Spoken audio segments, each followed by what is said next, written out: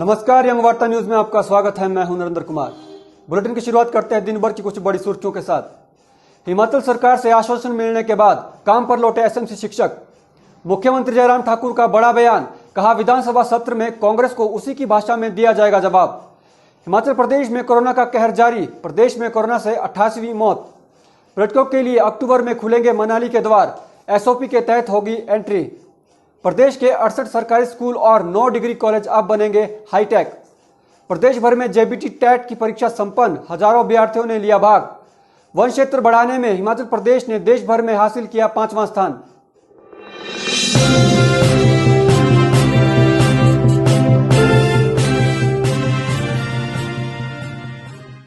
अब समाचार विस्तार से। भाजपा प्रदेश कार्य समिति की बैठक का आयोजन आज शिमला से वर्चुअल के माध्यम से किया गया। इस अवसर पर मुख्यमंत्री जयराम ठाकुर ने कहा कि ये बैठक एक नए अनुभव के साथ संपन्न हुई, जिसमें प्रदेश के सभी पदाधिकारी सदस्य 17 स्थानों पर बैठकर इस कार्य समिति का हिस्सा बने। उन्होंने कहा कि भारतीय जनता पार्टी के प्रदेश अध्यक्ष की ये पहली बैठक थी, जिसके लिए वो बधाई के पात्र हैं। मुख्यमंत्री ने कहा कि कोरोना के संकट में भी प्रदेश को आगे बढ़ाने और विकास कार्यों को जारी रखने के लिए लगातार कार्य कर रहे हैं। मुख्यमंत्री ने कांग्रेस को आड़े हाथों लेते हुए कहा कि विधानसभा सत्र के दौरान कांग्रेस को उसी की भाषा में जवाब दिया जाएगा। प्रदेश कार्य समिति की बैठक जो एक नए अनुभव के साथ संपन्न हुई है, जिसको हम सेमी वर्चुअल बोल सकते हैं। हिमाचल प्रदेश के सभी कार्य समिति के सभी पदाधिकारी सदस्य 17 स्थानों पर बैठ करके इस कार्य समिति का हिस्सा बने।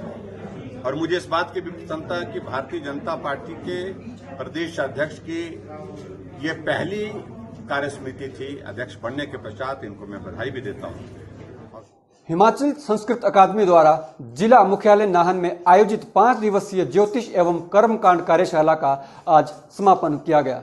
इस समापन समारोह में विधायक डॉक्टर राजीव बिंदल विशेष रूप से उपस्थित रहे। कार्यशाला के समापन अवसर पर पहुंचे विधायक राजीव बिंदल ने इस आयोजन के सफल समापन की बधाई संस्कृत अकादमी को दी। इस दौरान कई वक्ताओं ने अपने विचार साझा किए। विधायक बिंदल ने कहा कि कोई भी ऐसा विषय नहीं है जिसका ज्ञान संस्कृत भाषा के जरिए ना मिलता है। वहीं कार्यशाला के प्रभारी लायक राम ने कहा कि इस आयोजन का मुख्य उद्देश्य इस पेशे से जुड़े युवाओं को पूजन की विधि के मायने समझाना है। उनको जो है इसका ज्ञान नहीं है, मंत्रों का ज्ञान नहीं, उसका शुद्ध प्रकार से उच्चारण हो ताकि यजमान का भी भला हो, अपना भी भला हो। संस्कृत एक विज्ञान है और संस्कृत कर्मकांड और ज्योतिष ये भी विज्ञान है।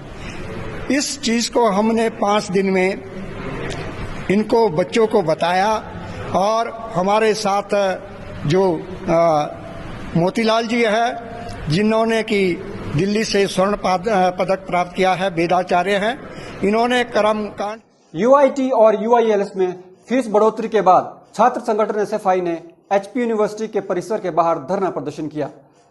छात्र संगठन का कहना है कि प्रदेश सरकार और विश्वविद्यालय की मिली भगत से छात्रों पर आर्थिक बोझ डाला जा रहा है। कोरोना के समय में एक और जहां गरीब मजदूर वर्ग को पेट पालना मुश्किल हो रहा है, वहीं गरीब छात्रों पर फीस बढ़ोतरी का अतिरिक्त बोझ डालकर सरकार छात्रों को लूटने में लगी है।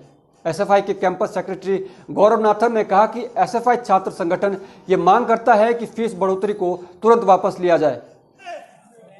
उनको भी छात्रों पर लागू किया है। सरकार एक तरफ दावा कर रही है कि प्राइवेट इंस्टीट्यूट इन भारी फीसों को ना ले, लेकिन सरकार के ही अपने शिक्षण संस्थानों में इन जो कानून है इनका उल्लंघन हो रहा है। छात्रों का शोषण बंद करो, बंद करो, बंद करो। हिमाचल प्रदेश स्कूल शिक्षा बोर्ड द्वारा प्रदेश भर में जेबीटी टेट परीक्षा करवाई गई। इस परीक्षा में हजारों अभ्यर्थियों ने कोविड नियमों का पालन करते हुए परीक्षा दी। अभ्यर्थियों को स्कूल गेट में ही सैनिटाइज करके परीक्षा हॉल में भेजा गया, जहां पर सोशल डिस्टेंसिंग के साथ मास्क पहनना अभ्यर्थियों के लिए अनिवार्य किया गया था। बता दें कि हिमाचल प्रदेश स्कूल शिक्षा बोर्ड धर्मशाला द्वारा मंगलवार से 8 विषयों की टेट परीक्षा शुरू कर दी है, जिसमें प्रदेश भर के करीब 48,000 अभ्यर्थी परीक्षा में बैठेंगे। टेस्ट है जिसमें 190 यहाँ के लिए अलॉटेड है कैंडिडेट्स, 160 प्रेजेंट है और 30 एब्सेंट है। तो सोशल डिस्टेंसिंग के साथ उनको पूरा सैनिटाइजर वगैरह दे के थर्मल स्कैनिंग के बाद ही उनको अंदर एंट्री दी गई है। उनको भी है, इवनिंग में भी है, अभी 12:30 बजे खत्म होएगा और शाम वाला 2 से 4:30 तक चलेगा। एचआरटीसी सरकारी डिपो के बसों की हालत भी बारिश के चलते लगता है खराब हो रही है। कभी बसों की छतों से पानी टपकता है तो कभी सड़क पर ही खराब पड़ी मिलती है। जी हां, ऐसी ही एक और घटना फिर से सरकाघाट में सामने आई है। सरकाघाट बस स्टैंड से निकलते ही एचआरटीसी की एक बस सुपर हाईवे पर खराब हो गई और इससे यातायात पूरी तरह से बाधित हो गया। करीब 1 घंटे की मशक्कत के बाद यातायात के लिए सड़क मार्ग बहाल किया गया, लेकिन इस दौरान लोगों को कई परेशानियों का सामना करना पड़ा। अब वक्त एक छोटे से ब्रेक का। ब्रेक के बाद देखिए, 6 महीने पहले ही उड़ गई स्कूल की छत, शिक्षा का मंदिर बन गया मछलियों का तालाब। आईटीबीपी 17वीं बटालियन की जीप हुई दुर्घटनाग्रस्त, जीप में सवार 2 जवान लापता और सालों से पड़े स्क्रैप को बेचकर लखपति बना नगर परिषद परमाणु।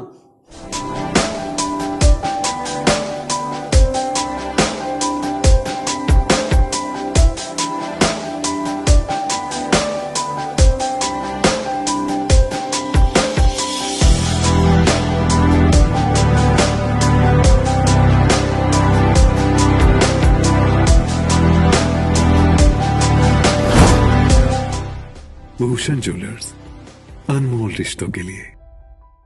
ब्रेक के बाद आपका स्वागत है। सोलन जिला के परमाणु में सालों से पड़े स्क्रैप को नीलामी में बेचने से नगर परिषद परमाणु अब लखपति बन गया है। इस स्क्रैप की नीलामी प्रक्रिया अधिकारियों की देखरेख में की गई, जिसमें 28 स्क्रैप विक्रेताओं ने भाग लिया। इस अवसर पर स्क्रैप विक्रेताओं को 25,000 जमा करवाने वाली बोली में भाग लेने का अवसर दिया गया। इस नीलामी में सबसे नीचे की बोली 75,000 से शुरू हुई, जिसमें श्री गणेश स्टील परमाणु ने 4,65,000 में नीलामी अपने नाम की। किन्नौर जिला के स्पीले के पास आईटीबीपी 17वीं बटालियन की एक जीप अचानक से गहरी खाई में जा गिरी, जिसमें आईटीबीपी के 2 जवानों के लापता होने की सूचना बताई जा रही है। रिकांगपिओ से हैलिंग जा रही ये जीप अचानक से अनियंत्रित होकर खाई में जा गिरी, जिससे वाहन सतलुज नदी के किनारे जा पहुंचा। जीप में सवार 2 जवान लापता बताए जा रहे हैं और ऐसी आशंकाएं लगाई जा रही है कि दोनों युवक नदी के तेज बहाव के साथ बह गए हैं। बंजार विधानसभा क्षेत्र के तहत आने वाले भलाश 2 की कंडी स्कूल की छत 6 महीने पहले ही उड़ गई थी, लेकिन उसके बाद इस स्कूल की हालत को सुधारने के प्रयास नहीं किए गए और अब आलम यह हो चुका है कि शिक्षा के इस मंदिर में कमरे तालाब बन गए हैं और सभी सरकारी कागज भी नष्ट हो चुके हैं। हालांकि प्रशासन को एसएमसी के माध्यम से इस स्कूल के क्षतिग्रस्त होने की सूचना कई बार दी गई है, लेकिन प्रशासन है कि मौन बैठा हुआ है। क्योंकि बिल्डिंग टोटली लॉस है, सारी खत्म हो गई बिल्डिंग। बच्चे बिल्डिंग के अंदर नहीं बैठ सकते क्योंकि इसमें दरारें आ गई है। कभी भी बारिश बर्फ होती है यहाँ, अगर बिल्डिंग गिर गई तो बच्चों का नुकसान होगा, इसकी जिम्मेदारी फिर सरकार होगी। हाल है जी 25 बच्चे पढ़ते हैं, बाकी नई एडमिशन इसके बाद होगी, जब लॉकडाउन खत्म होगा इसके बाद होगी नई एडमिशन, वो फिर पता चलेगा कितने बच्चे। तो भिलानपुर पंचायत से हुई, जिस दिन ये स्कूल छत गिरा उसी टाइम में यहाँ आए, मैंने प्रधान साहब जी को फ़ोन किया, उसी टाइम वीडियो कॉल करके उनको भी दिखाया, सबको बोला यहाँ स्कूल के बारे में। संगठन को मजबूत करने की मुहिम से प्रदेश का दौरा कर रहे कांग्रेस अध्यक्ष कुलदीप राठौर ने लाहौल स्पीति पहुंचकर कार्यकर्ताओं को संगठन को मजबूत बनाने के निर्देश दिए। मीडिया से बात करते हुए उन्होंने कहा कि कोरोना के संकट में प्रदेश सरकार द्वारा लूट की राजनीति की जा रही है और देश की तरक्की को पीछे धकेलने की कोशिश की जा रही है। उन्होंने कहा कि कांग्रेस मजबूत संगठन बनकर एकजुटता के साथ देश को आगे ले जाने के लिए आने वाले समय में काम करेगी। कुल्लू जिला है, वहाँ का दौरा किया। आज मैं अपने जनजातीय क्षेत्र लाहौल स्पीति आया हूँ। यहाँ भी मैं पार्टी के कार्यकर्ताओं से मिल रहा हूँ और निश्चित तौर पे एक संदेश देना चाहता हूँ कि कांग्रेस पार्टी के कार्यकर्ता एकजुट होकर जो ये शक्तियां हैं जो इस देश के विघटन में लगी हैं, या इस देश को जो कांग्रेस के नेतृत्व में जिस देश ने तरक्की के नए आयाम स्थापित किए, आज उस देश को वापस धकेलने का प्रयास हो रहा है। तो कांग्रेस जनों पे बहुत ज्यादा दायित्व है। मुझे खुशी है कि मैं जहां भी जा रहा हूं कांग्रेस पार्टी के कार्यकर्ता कोरोना के बावजूद भी जो है बढ़ चढ़ के आ रहे हैं। यही 15 साल पहले अघोषित हो चुका कांगड़ा जिला के हरचकिया स्कूल का भवन अभी तक डिसमेंटल नहीं किया गया है, जिससे अब लोगों में कोई हादसा होने का डर सता रहा है। स्थानीय निवासियों का कहना है कि इस स्कूल भवन को लोक निर्माण विभाग ने 15 वर्ष पहले ही असुरक्षित घोषित कर दिया है, लेकिन इन 15 सालों में स्कूल प्रबंधन और शिक्षा विभाग ने इसकी कोई सूद नहीं ली है। आलम यह हो चुका है कि आम रास्ते के साथ बने स्कूल भवन से कभी भी कोई बड़ा हादसा होने का खतरा बना रहता है।